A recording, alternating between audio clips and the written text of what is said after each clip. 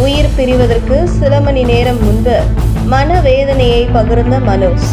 கண் கலங்க வைக்கும் பாரதி ராஜா மகனின் போராட்ட வாழ்க்கை. ஒரு மிகப்பெரிய இயக்குனர் பாரதி ராஜா மகனான மனோஜ் தன்னால் வெற்றி பெற முடியவில்லை என்ற அழுத்தம் அவரை பெருமளவு பாதித்து வந்திருக்கிறது. இயக்குனராக வேண்டும் என மணிரத்னத்திடம் உதவி இயக்குனராக பணியாற்றி வந்த மனோஜை அவருடைய தந்தை நடிகனாக்க ஆசைப்படுகிறார். மிகுந்த பொருட்செலவில் தாஜ்மஹால் படத்தில் பாரதி ராஜா தன்னுடைய மகனை ஹீரோவாக அறிமுகம் செய்கிறார். படம் தோல்வியை தழுவியது. பாரதி ராஜாவால் மகனை பெரிய ஹீரோவாக கொண்டு வர முடியவில்லை என்பது பாரதி ராஜாவுக்கு தோல்வி என்றாலும் தான் பெரிய நடிகராக முடியவில்லையே என்கின்ற வருத்தம் மனோஜுக்கு அப்போதே இருந்துள்ளது.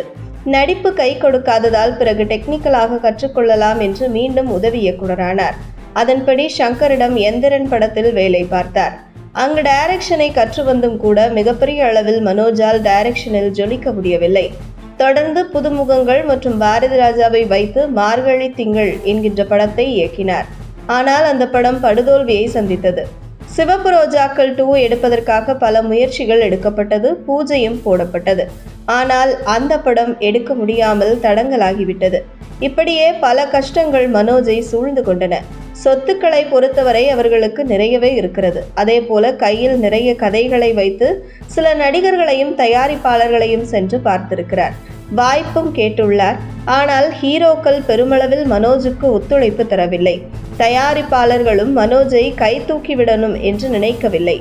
பேட்டி ஒன்றில் பேசிய மனோஜ், ஒரு பெரிய இயக்குனர் மகன் நான் ஏறாத கம்பெனி இல்லை என்று சொல்வதிலேயே அவரது ஒட்டுமொத்த வலியையும் புரிந்து கொள்ள முடியும். சொத்துக்கள் ஏராளம் இருக்கலாம், ஆனால் தன்னை அடையாளப்படுத்திக் கொள்ள மனோஜ் போராடியது அதிகம்.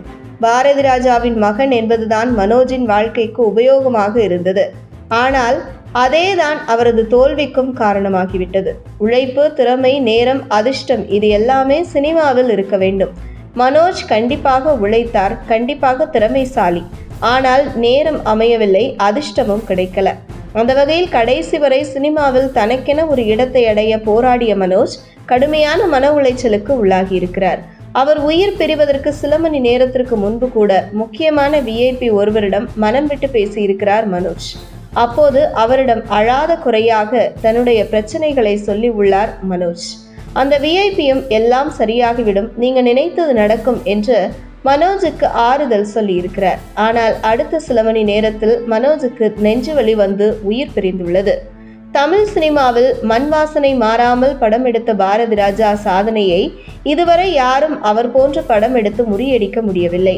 ஆனால் அதே சினிமா துறையில் தான் ஒரு இடத்தை பிடிக்க வேண்டும் என கடைசி வர போராடி தன்னால் முடியவில்லையே என மன அழுத்தம் காரணமாக உயிர் பிரிந்துள்ளார் மனோஜ். உங்கள் தின சேவல்.